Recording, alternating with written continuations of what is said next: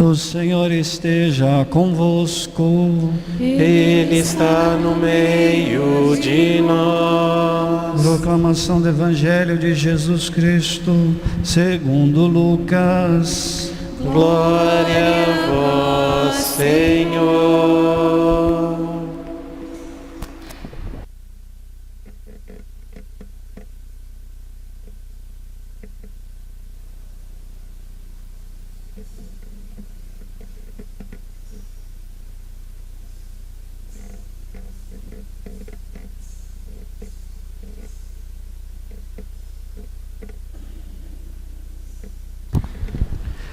Naquele tempo, os pastores foram às pressas a Belém e encontraram Maria e José e o recém-nascido deitado na manjedoura.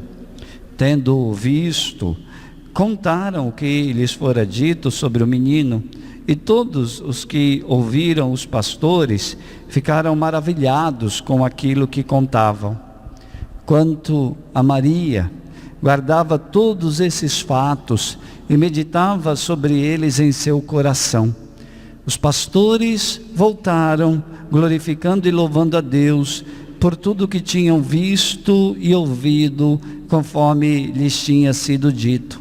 Quando se completaram os 8 dias para a circuncisão do menino, deram-lhe o nome de Jesus, como fora chamado pelo anjo antes de ser concebido.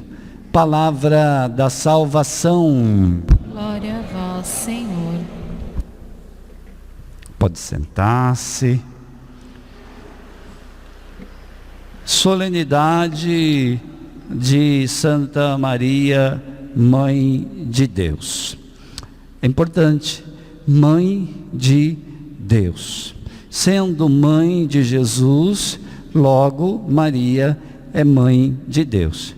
Mas hoje, mais do que refletir sobre as duas naturezas do Verbo de Deus, Jesus Cristo, porque Ele é verdadeiro homem e verdadeiro Deus, nós somos chamados a refletir um pouco sobre a nossa frágil natureza humana.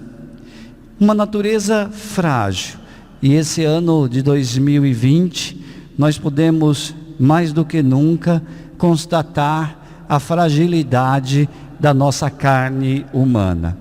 Mas, mais do que refletir isoladamente sobre esta fragilidade da nossa natureza humana, da nossa carne humana, o objetivo de hoje é olhar, sim, para a nossa carne humana, mas não isoladamente, e sim visitada, iluminada pela natureza divina do Verbo de Deus. Ou seja, quando Jesus se tornou carne humana, Ele elevou a nossa humanidade de tal modo que, ainda que nós permaneçamos frágeis e às vezes orientados até para os nossos pecados, mas agora nós somos iluminados por esta visitação de Deus, por esta obra da encarnação do Verbo de Deus. Ou seja, nós agora fomos modificados quando Ele assumiu a nossa carne humana. E isso nos mostra, queridos irmãos e irmãs, que nós somos maiores que os nossos pecados e nossas fragilidades.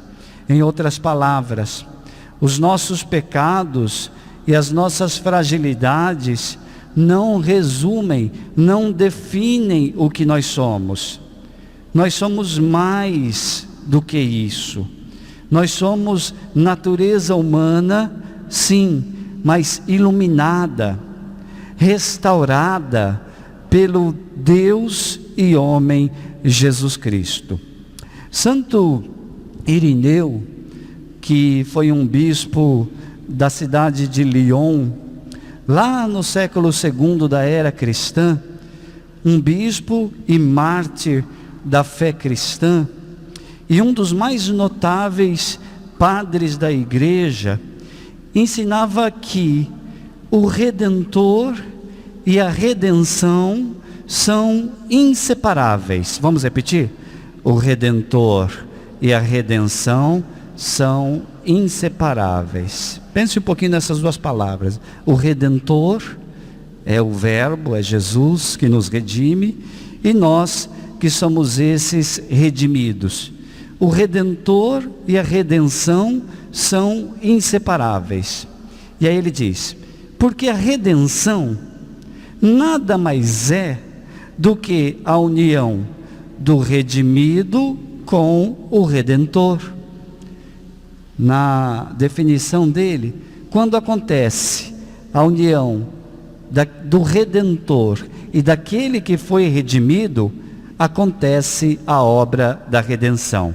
E ele continua, a mera presença do Logos divino, ou nas palavras de São João, do Verbo de Deus, a mera presença do Verbo de Deus na humanidade tem um impacto sobre esta humanidade, um impacto curador e enobrecedor sobre a natureza humana em geral.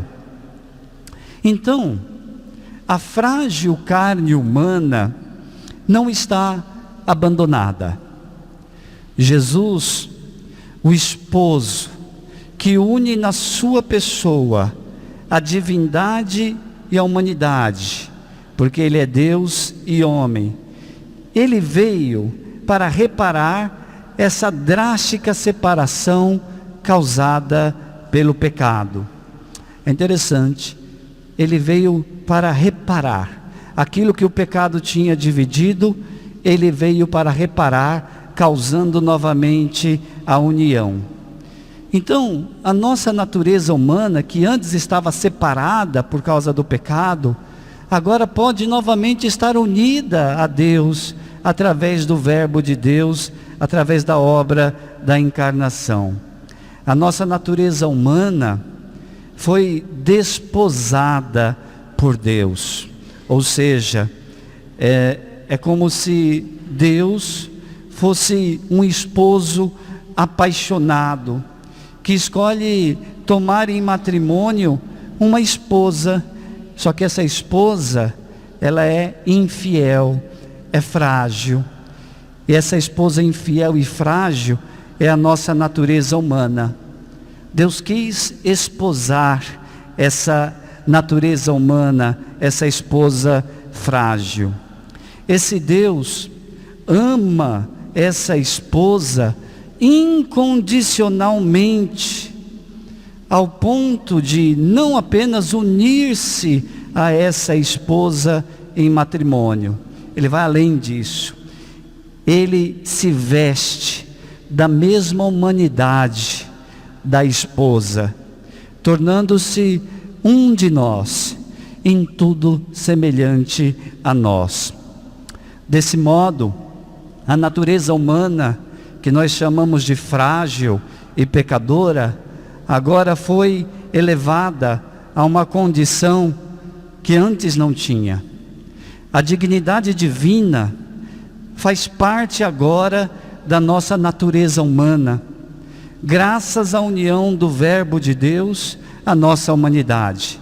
Repito, a dignidade divina agora faz parte dessa natureza humana, graças à união de Jesus, o Verbo de Deus, à nossa humanidade. E isso, queridos irmãos, deve ser para nós uma grande causa de agir diferente.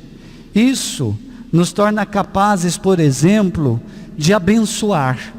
A primeira leitura falava dessa necessidade da bênção. Dizia a primeira leitura no versículo 27, assim invocarão o meu nome sobre os filhos de Israel, e eu os abençoarei. Seguindo esse pensamento desse texto bíblico, nós podemos entender que abençoar significa invocar favoravelmente o nome de Deus sobre os outros. Deus manda, né? assim invocarão o meu nome sobre os filhos de Israel. Então, abençoar é isso, é invocar favoravelmente o nome de Deus sobre os outros. E essa palavra, então, deve despertar em nós a necessidade de abençoar os outros. Mais do que nunca, a bênção é necessária. Abençoar. Já que 2020 foi um ano desastroso, mais do que nunca nós precisamos, como filhos de Deus, como elevados a uma dignidade que antes não tínhamos, precisamos abençoar. 2020 nos mostrou que a fé não é mágica, que crer em Deus não é algo supersticioso, que ficaríamos livres de todos os males e doenças só porque cremos em Deus. Esse ano nós tivemos na nossa própria carne essa experiência. Muitos que creram e acreditavam, inclusive, infelizmente, não conseguiram se livrar da morte. Então, crer não nos vai livrar das doenças. Ter fé em Jesus não vai fazer com que a gente não pegue o vírus. Ter fé em Jesus não vai fazer com que a gente até mesmo fique à beira de morrer, ou até de fato como muitos já morreram. Fé não é mágica, fé não é superstição. Às vezes a gente vê por aí pessoas achando isso, que basta acreditar e que não vai ficar doente, que vai ser tudo bem. Não, fé não é mágica. Na verdade, Jesus já dizia: não tenham medo dos que matam o corpo, mas não podem matar a alma. Ou seja, Jesus está dizendo que mesmo com fé, nós encontraremos aqueles que podem matar o corpo.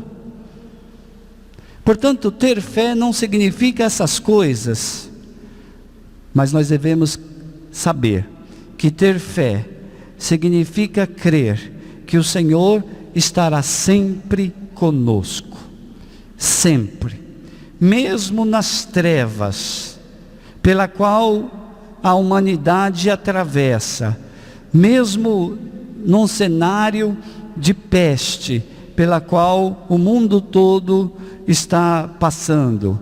Devemos, isso sim, crer que o Senhor está sempre conosco.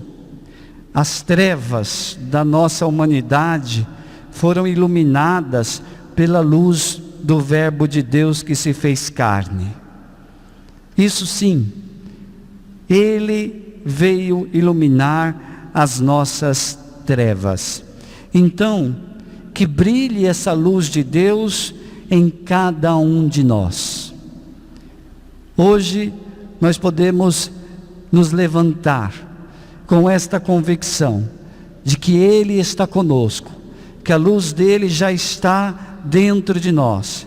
Por isso podemos seguir adiante, mas sigamos unidos a Jesus, sigamos invocando favoravelmente o nome de Deus, sigamos abençoando.